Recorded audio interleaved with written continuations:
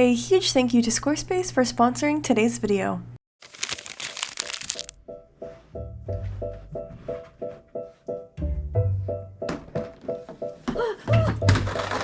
No way. Holy move. She broke really easy. Yeah, I mean, there's nothing in it. Oh, you got a kit back? I have an art market coming up, and this is my art market box. It's just gotten a little bit too unorganized, and so I'm gonna go through it and I'm gonna get rid of all the stuff that I don't use or is not necessary, and then I'm gonna split it up into categories to see what I still need to buy. So I have my tablecloth. She still works just fine.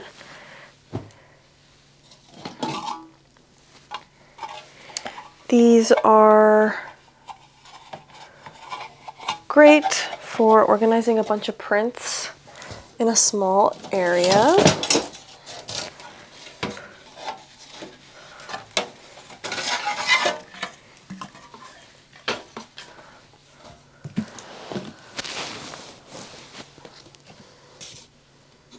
Okay, so I use a lot of these cork boards to display stuff, and this one is still pretty new. It has little to no damage, so I'm gonna hang on to this one. These are really great for holding stuff.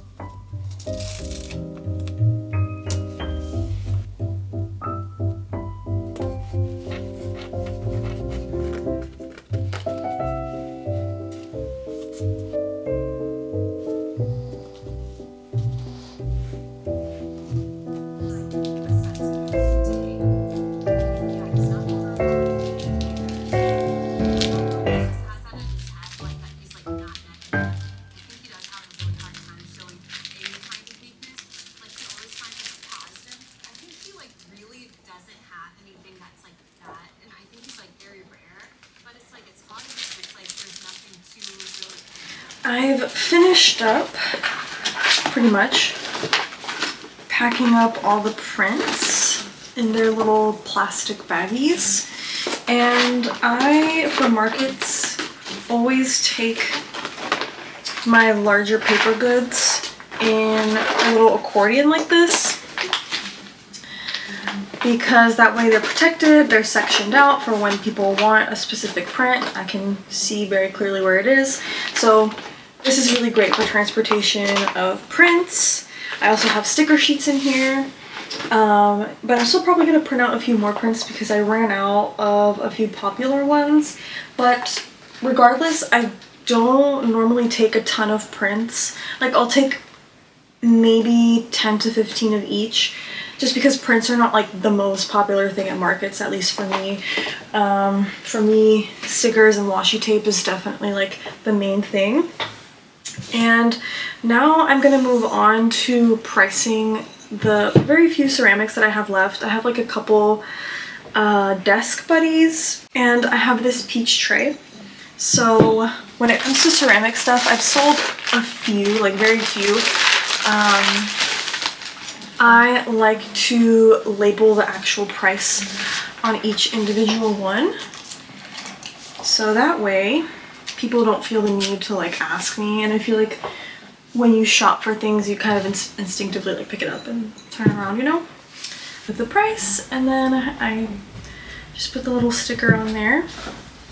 And I do price ceramics lower. I pretty much price everything lower at markets, but especially ceramics and handmade goods will be significantly lower at markets because people, well, firstly, I don't have to pay for like extra shipping costs. So normally ceramic stuff or like handcrafted stuff, there is going to be some added shipping cost to it.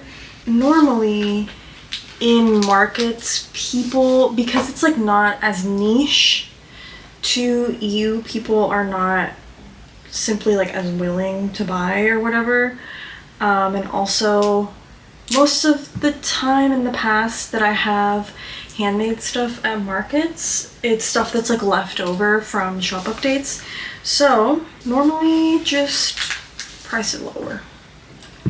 So normally at art markets, I have just like one big price list where people can see how much each item is. And this time around, I wanted to change it up and I wanted to still have that big price list, but also still try to do individualized signs for each type of product because I was still getting a lot of people asking me questions how much certain things are. So I decided to just go ahead and place small little signs all around my display, and I also got a laminator to laminate those bad boys because if you do outdoor markets, a lot of times if you just have like plain paper, it starts to warp with the weather, which is kind of annoying, and it also tends to blow away. So the lamination kind of just makes it heavier duty and a little bit thicker, you know, nice and shiny.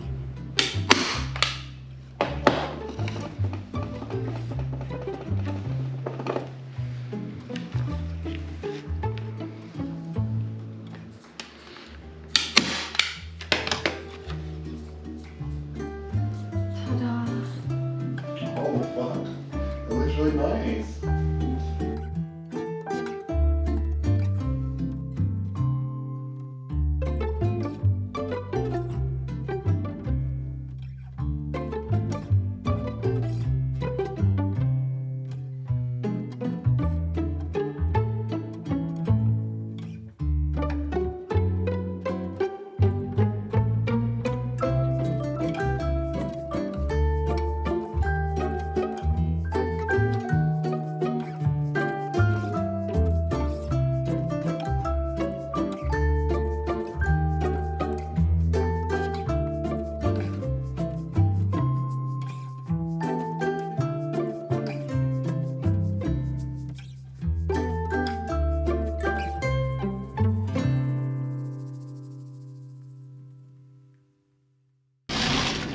So it is market day and we are on our way there.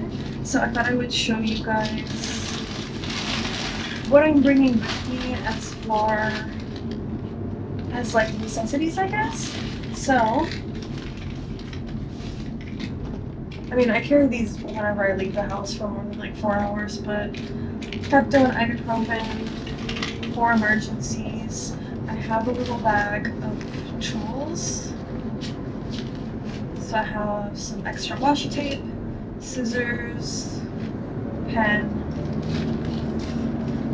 and a little box cutter. Just, I don't know, there's been so many times where I need random little tools, so I have my mask, my wallet, of course. We also have a new addition, this clip fan, because it's still summer and it's gonna be pretty hot outside. Portable battery, and my new card reader, and I also have my old card reader, and then just some light snacking, and then, you know, I have my GoPro and my GoPro tripod, so yeah, and also 2 water bottles full of ice water. It's outside.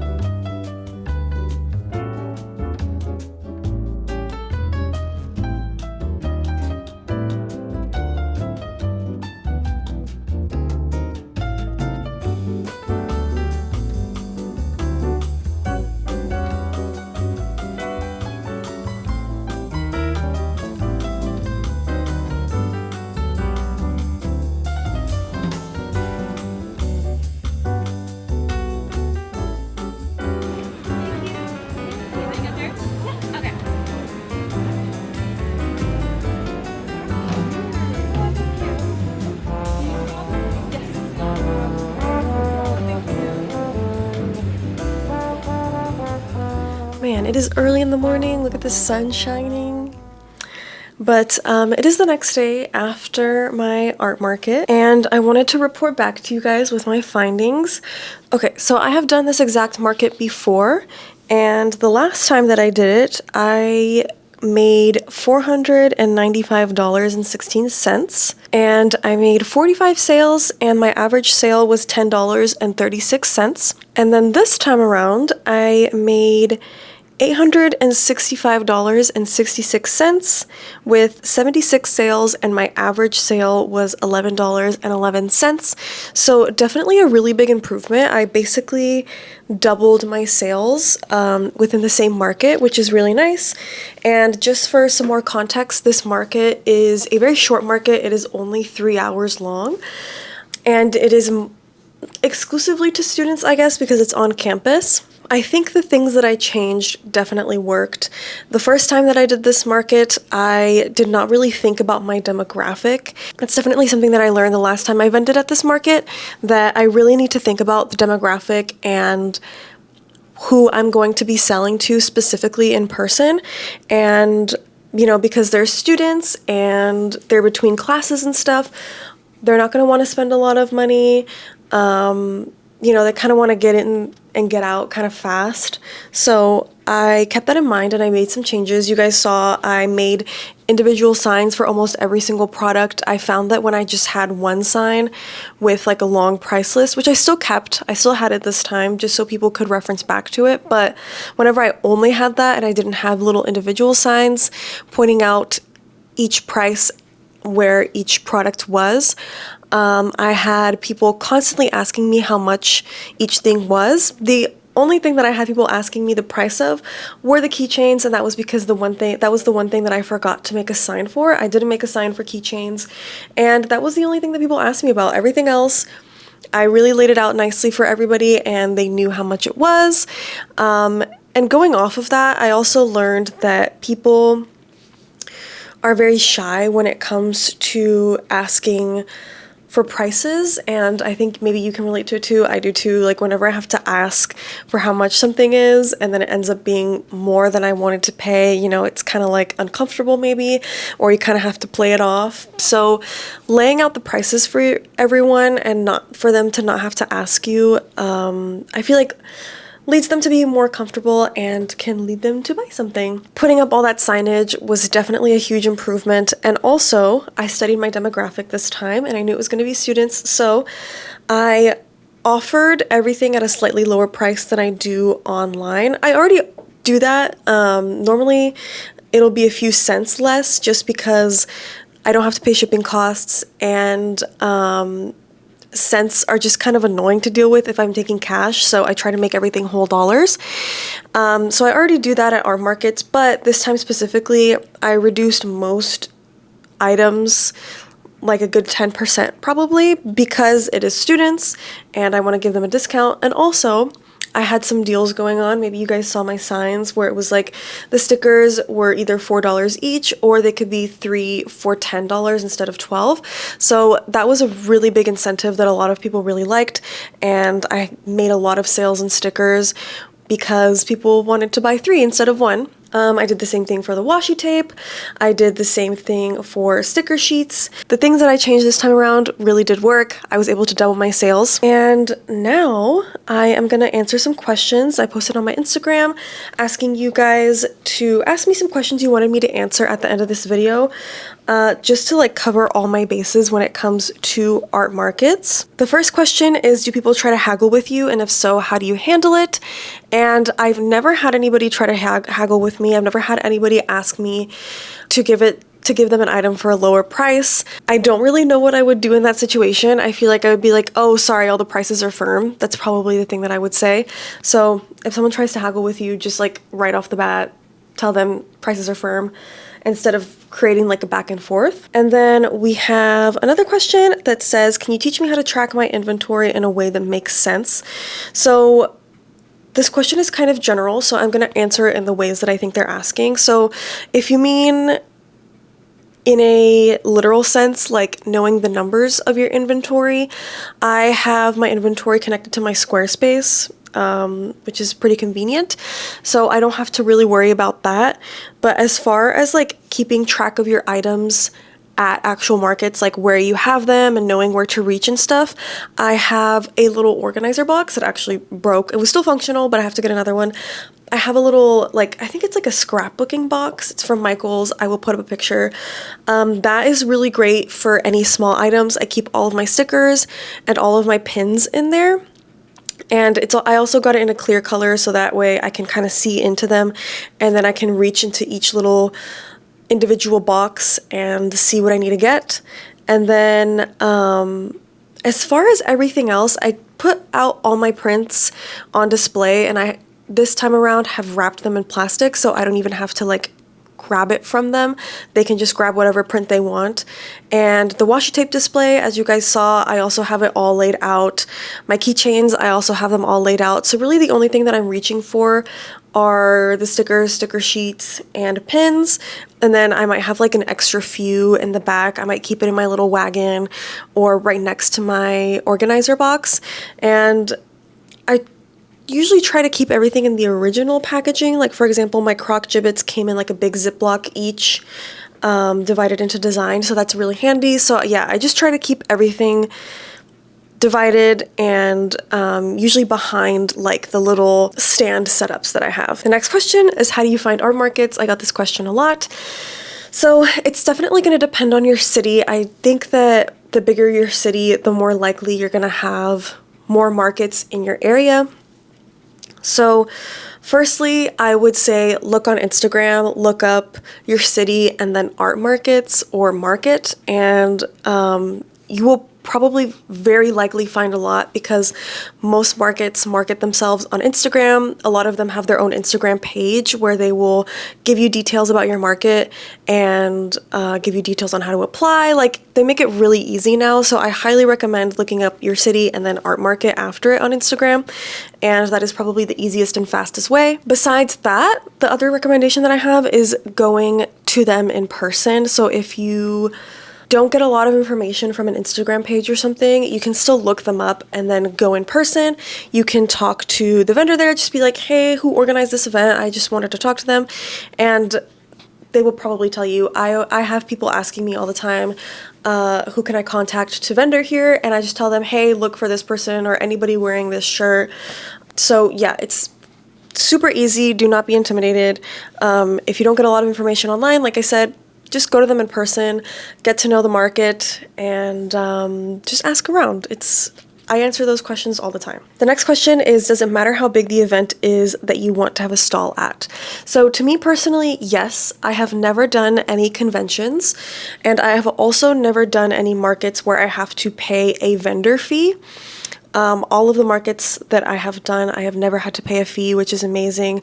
I do have one coming up that the fee was $50, but I feel like that's totally reasonable. Honestly, I can't see myself paying more than $100 maybe, unless it's like a really huge art-specific convention.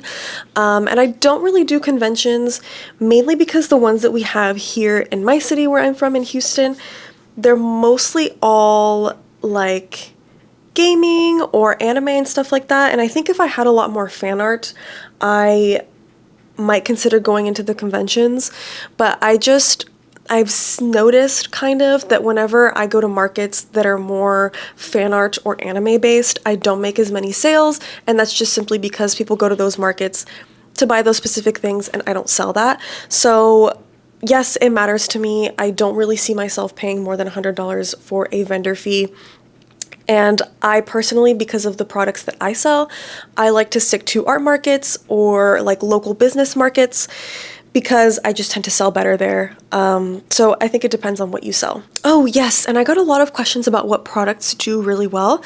Again, I think this depends on who you're selling to, your demographic, and what you personally sell. So my best seller online and in person is always going to be stickers. I think if you sell stickers, it's always going to be stickers, just because stickers are the cheapest thing. They are, you don't have to explain how to use it or how it can apply to someone's life. They get a cute sticker and then they stick it somewhere. So Stickers always do really well for me, and specifically in markets, I sell a lot of mystery bags as well, although those go online too. And then I also sell a lot of keychains in person, which is very interesting, but I think that also goes to like, it's a product that's self-explanatory. People don't really have to think about what to do with it, because even art prints, a lot of people I feel like don't know what to do with them, or they don't feel like finding a frame for them. So yeah, in-person keychains, mystery bags, and stickers are the things that sell the most. I also got a lot of questions asking for tips for introverts. So I myself am an introvert, but I think the main thing is just practice. I've definitely gotten a lot better the more markets that I've done. And I think if you practice a lot of public speaking, it will also help you feel better. And again, also going to markets and shopping around at markets yourself, and then that way you can learn what people typically say. There's typically not a ton of dialogue going on unless you have like, again, products that like don't really explain themselves. That you might get a lot of questions, but honestly, just when people come up to me, I don't always say hi. It kind of depends, but I might be like, hi, how are you doing? And then they're just like, hi. And then I try to just like check out and, you know, like look another direction or be on my phone, because people don't want to feel the pressure of you staring at them whenever they're shopping, because then they get uncomfortable or they feel like they have to buy something. So you just, a quick greeting, or sometimes you don't even have to. And then you just wait for them to talk to you, really. So, you know, they might be like, can I get this? Or blah, blah, blah. And I'll be like, yeah, of course. I start packing it up for them. And then if they don't already pull out their payment method, I'll just ask, do you want to do Apple Pay or card? And then they tell me. We do the transaction, and then I just say thank you, and then that's it. You know, it's usually not a ton of talking, but if you're like super nervous, practice your public speaking and shop at markets so you can learn what other people say. And then I'm gonna do just one more question. So another question that was really repeated is what things should I start off with? And again, this depends on what products you sell, but I would say the things that I recommend and have learned that you should really get, and also depends where you're going to be selling, because some places provide a table and chair, but you need a table, you need a chair or two if you're going to have a helper. I recommend having a helper. It makes a huge difference. You're also going to want a tent. If you're going to do outdoor events, you want to get a tent. I have a 10 by 10 tent. You can also get a 5 by 5, but I have seen that sometimes it's a little bit cramped. So 10 by 10 tent, a 6-foot table, 1 or 2 chairs, however many you need. I highly recommend, if you are lugging a lot of stuff around, to get a wagon. I did not get a wagon until this time, and it made a world of a difference. So a wagon to carry all your stuff in. And if you don't get a wagon, just get like some sort of large container that will hold most of your things. I just carried around a plastic box for a while. You can get like a giant IKEA tote. So yeah, I would say that those are the main things. And then everything else is really up to you. Your display is up to you. Tablecloths, if you want to use one, is up to you. Everything else is up to you. But I would say that those are the main things you need to get. Also, outdoor markets, you need a fan for the summer, and portable battery if it's going to be a really long market for your phone. So yeah, I hope you guys enjoyed the video. I hope I answered as many questions as you have, and I will see you guys in the next one. Bye. So before closing out today's video, I wanted to talk about the sponsor, which is Squarespace. If you don't know what Squarespace is, it's an all-in-one platform where you can create your own website, and it is the platform that I have always used to run my website and my online business. If you run an art business like I do, you can find some really cool tools on Squarespace, like their commerce tool. They can keep track of orders and inventory, etc. You can use their design interface, which is like super beginner friendly, and it's also really easy to make fit your brand. And if you sell in person at art markets like I do, you can connect your Square Reader to the Squarespace app, and you can keep track of customer data and orders and such, all without having to input it manually. So if you're interested in Squarespace, you can go to squarespace.com to get a free trial, and you can use my code for 10% off your first purchase.